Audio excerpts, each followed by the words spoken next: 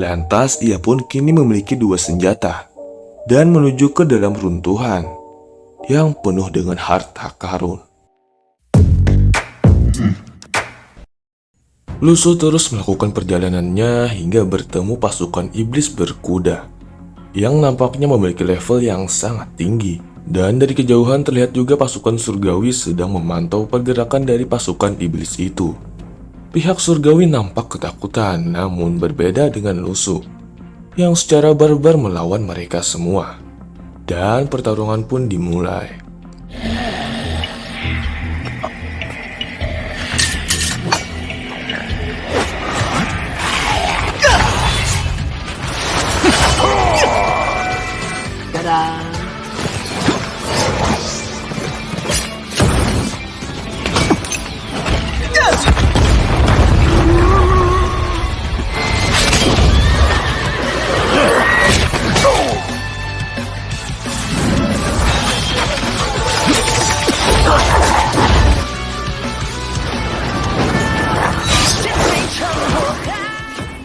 Pasukan surgawi dan siswa lainnya takjub saat melihat Lusu seorang diri mengalahkan para iblis itu. Dan katanya nih, Lusu akan mengambil barang-barang dari iblis tersebut untuk dijual ke depannya.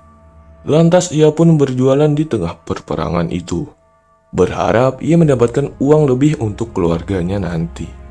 Walaupun ia terlihat seperti orang yang egois. Kemudian mereka pun bekerja sama untuk menuju pusat runtuhan. Akan tetapi di tengah perjalanan itu, mereka beristirahat terlebih dahulu. Lalu mereka dihadapkan dengan roh iblis yang sangat banyak dan menyerang mereka secara membabi buta. Hingga tiba-tiba pedang milik Lusu bergejolak untuk keluar dan Lusu sebisa mungkin menahannya. Namun reaksi roh iblis itu aneh ketika melihat pedang Lusu yang membuat mereka lari ketakutan. Dari sinilah kita tahu bahwa kekuatan Lusu sangatlah misterius. Kemudian mereka terus berjalan hingga bertemu sebuah lubang yang besar, yang rupanya sudah beberapa juga orang yang sedang menunggu di sana. Melihat keadaan itu, Lusu mulai kembali berjualan.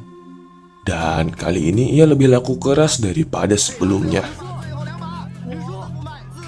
Hingga ada seseorang yang memanggil Lusu untuk menghadap ke dalam rapat, yang ternyata mereka sedang membahas untuk masuk ke inti reruntuhan.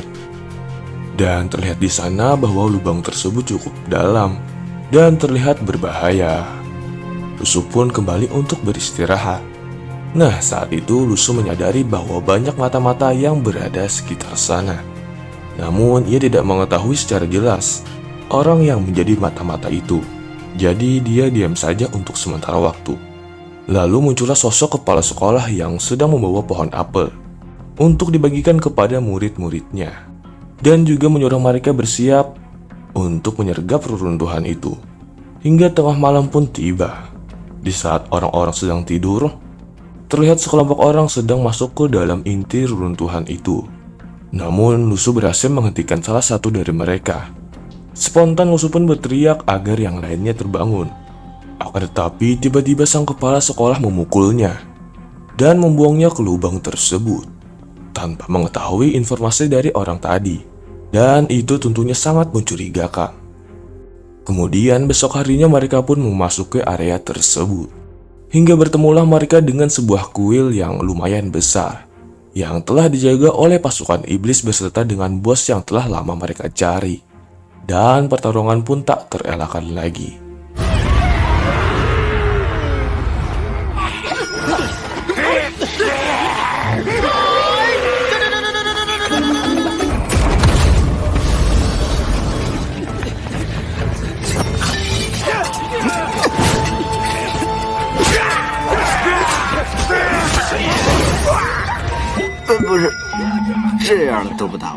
Karena pasukan iblis di sana tidak berani menyerang Lusu, ia pun menyelinap masuk ke kuil sendirian secara diam-diam.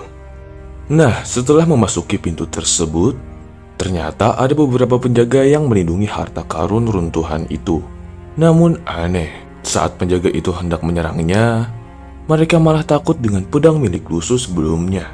Dan mereka pun kembali ke tempat semula. Di sisi lain, para murid-murid dan pasukan surgawi mulai kewalahan menghadapi pasukan iblis itu.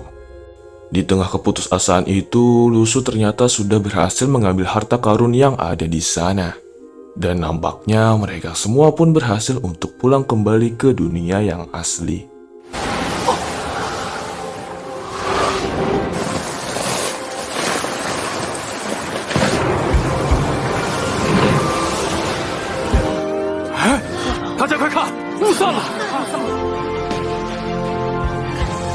Semua orang telah kembali ke keluarga masing-masing. Namun entah kenapa sekarang Lusu yang menghilang. Bahkan ada yang mengatakan ia telah mati. Akan tetapi Lusu pun tiba-tiba datang dengan sombongnya sambil membawa hasil jarahannya. Sepulangnya Lusu bertemu dengan Xiao Yu di tengah perjalanan. Yang ternyata ia selalu menunggu kakaknya tersebut siang dan malam.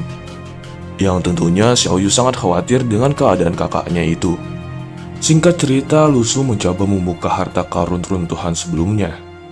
Dan benar saja, harta karun tersebut memiliki kekuatan spiritual yang luar biasa. Terlebih, ia bisa menyimpan barang apapun di ruang waktunya tersebut. Dan season pertama pun selesai. Maaf ya bikin videonya lama dan tolong bantu like-nya. Terima kasih juga udah nonton sampai habis dan bye.